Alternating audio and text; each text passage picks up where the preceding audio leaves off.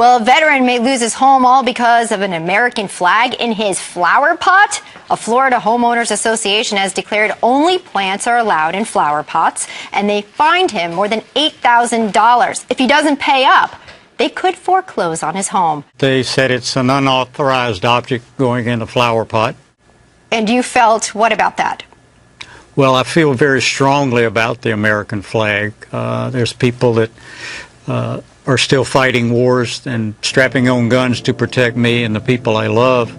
So currently you are being fined for having an American flag in a flower pot, $8,000, so much you owe, that if you do not pay this, because you want to have the American flag proudly displayed in your flower pot, what will happen to you? They will file a foreclosure lien to take my house.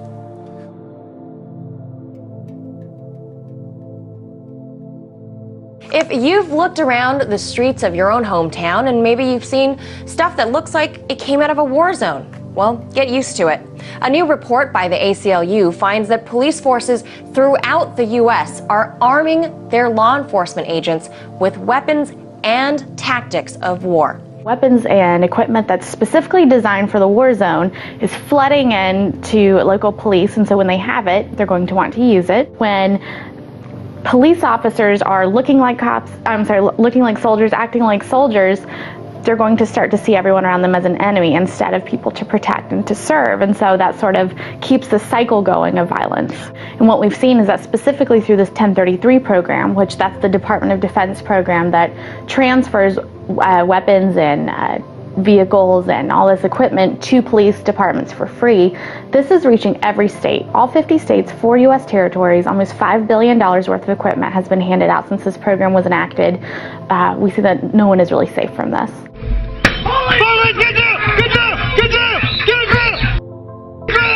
Video we rarely see, Fort Worth police on camera raiding a drug house. But tonight, a family says this video raises questions about the death of a man inside. Police used a taser on Jermaine Darton during that raid last May. He died, records show, of natural causes. But his family says his civil rights were violated. Like a lot of drug raids, police bust in without a lot of notice. But for the man in the white tank top, things go from bad to worse quickly. Stop moving! Fort Worth officers suddenly deployed tasers, striking Jermaine Darton twice, moments after coming in. Here it is from another officer's camera angle. Even now when I watch it, I break down because I don't see where there was a reason for him to die. Darton's sister says the police video shows what their family suspected all along. The man who suffered from asthma was roughed up by officers for no justifiable reason. There also was a delay in getting paramedics to the scene. We don't have an active call there. A MedStar crew stationed only a mile away had to be requested 3 times. Police did find drugs at the scene and kids in the house. But Darton's family says despite that evidence, the camera footage itself is evidence there was no need for him to die. A newly released report from the ACLU claims police departments across the country, including here in New Mexico, are acting too much like the military.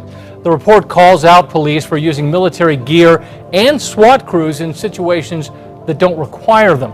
I think New Mexico is just reflective of the trends that we're seeing nationally. For ACLU New Mexico's director Peter Simonson, the lines have blurred between wars overseas and police forces on the streets at home. Police departments in New Mexico and across the U.S. have become more aggressive, particularly with SWAT teams. Simonson says departments have also increasingly become geared up with U.S. military equipment. An Indiana woman accusing police of excessive force now, and surveillance video right here caught the whole incident on camera. Tabitha Gentry says police forcibly stripped her after an arrest for a misdemeanor. So you can see they left her naked in a jail cell for hours. Gentry says the officers pepper sprayed her through the door when she yelled for clothes, and then they completely humiliated her, forcing her to walk through the jail naked. She was forced to the ground. Her clothes were forcibly pulled off her body by both male and female officers, and then she was left naked in this cell for 7 hours. I know that officers sometimes perform a cavity search, so they need to take off clothes, but it's your understanding that that was not necessary in this case, right? There was no cavity search. There was no search at all. This was a humiliation tactic. This appalling story that he reported on yesterday was picked up by Drudge, a woman who was forced to strip naked at gunpoint during a terrifying SWAT raid. This is Homeland Security coming into her home, and of course, as usual, we don't get any explanation as to why they did this. Well, this is basically a couple in Florida. They were the victims of a dawn raid on their home by both police and DHS agents. They basically burst into the house at 6 a.m. The couple were in the shower. They just got out of the shower, so they were wrapped in towels. So you had basically a naked woman being forced onto the ground at gunpoint. And after that, they spent 2 hours trashing their house. Said apparently they were looking for electronics and laptops. She described it as, quote, 2 hours of pure hell. They trashed the house and left again. DHS itself is turning into this kind of national police force, this standing army that is increasingly becoming outside of the law. How about this idea? Taxed for the miles you drive? More than a dozen states are considering charging drivers based on just how many miles they drive. Our national correspondent Christine Frazao takes a look at what this means in the future for everyone. It's called a VMT tax, for vehicle miles traveled. Soon, thousands of volunteers in Oregon will have mileage meters installed in their cars. And at least 18 other states are considering the program. Instead of a toll, it would act like a user fee. The more you drive on the road, the more taxes you would pay. Dan Mitchell is an economist and senior fellow at the Cato Institute. He says the other major issue is privacy. A GPS monitor in your car could record not only how many miles you drive, but where you go and when. Mitchell warns it could be a slippery slope. But first, your privacy could be on the line as aerial drones with cameras become more popular. I'm Marnie Hughes. And I'm David Rose. A Seattle woman found that out the hard way this weekend when she saw one hovering right outside her window, 26 floors up. It was 7:45 Sunday morning and Lisa Pleiss was fresh out of bed. She saw something strange hovering outside. And it was actually quite large. I could tell, or it appeared that there was video cameras on it. So that's what kind of caused me alarm, because I wasn't particularly dressed for a camera. And I went back out and looked and went to grab my camera, and then it like swooped away super fast. Pleiss was able to snap this picture of the drone. You're already getting a great amount of these out there, and the safety is going to start to become an issue, along with legalities of people looking at their neighbors, spying on things. To combat the problem of impaired driving on the 4th of July weekend, police are turning to a new tool to deter drivers from driving drunk. The latest law enforcement strategy is called no refusal. Now, what this means is if you're pulled over by police for impaired driving and refuse a breath test, police can take you down to the station and draw your blood, no questions asked.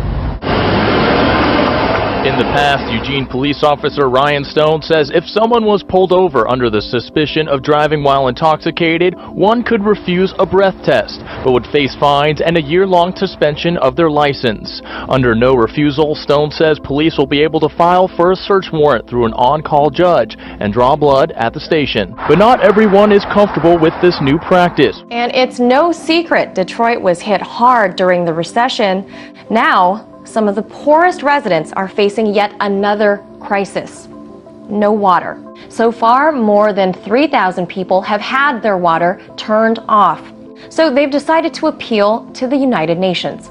4 groups submitted a request to the UN Special Rapporteur this week. It details the problem in Detroit and calls for the UN's help. They're urging the UN to work with the state of Michigan and the U.S. government to stop the shutoffs and restore service and make water accessible and affordable. As federal agencies stand down to what can only be described as a total collapse of our borders, the United Nations is preparing for a massive civil breakdown right here in the U.S. And they have accelerated their plan for global gun confiscation after the imminent collapse of our country, even going so far as posting job offers for commanders who will be trained to seize guns, and I quote, from the civilian population. Oh man, we've been warning you about this for a long time. We've shown you the official documents. I mean, this is what the UN does. They've done it worldwide, and I guess they think we are next. A posting on the United Nations Career Opportunities page announces a vacancy for the position of Disarmament, Demobilization, and Reintegration Officer under the UN's Department of Peacekeeping Operations in New York. So they plan to use the border collapse to bring down this country and usher in martial law.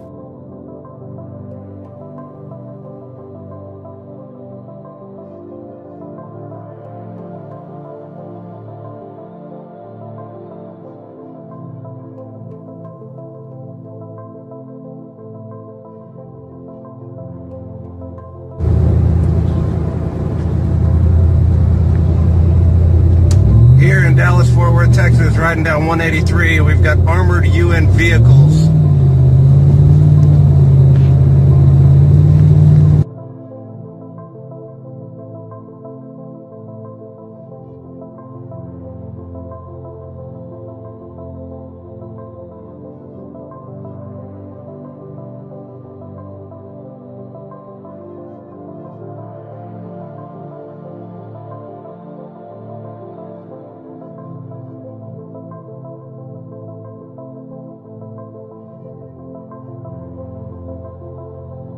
We've all heard of preemptive strikes, but what about preemptive prosecutions? Muslims in the U.S. are outraged by what appears to be America's latest tactic in its war on terror, entrapping people it suspects might plan terrorist acts in the future. Marina Portnoy explains how almost 95% of convictions for this crime are the result of FBI provocations. The FBI used an agent provocateur to recruit vulnerable individuals, luring them with cash and coercing them into carrying out a terrorist attack that was set up by the FBI. It seems like politicians know an awful lot about potential strikes here on U.S. soil, whether it's Lindsey Graham talking about how nukes could potentially go off in South Carolina. So you go from guys like Lindsey Graham talking about this to Obama, and he said that his biggest concern is that a nuke could go off in New York City. And it's not just nuke concerns. We have Senator Feinstein coming out and saying that there will be plots to kill Americans. So this is where I think we need to build our intelligence to see that we can disrupt a plot in this country before it happens, because there will be plots to kill Americans. One of the things I worried about 12 years ago and that I worry about today is that there will be another 9/11 attack, and that the next time it'll be with weapons far deadlier than airline tickets and box cutters.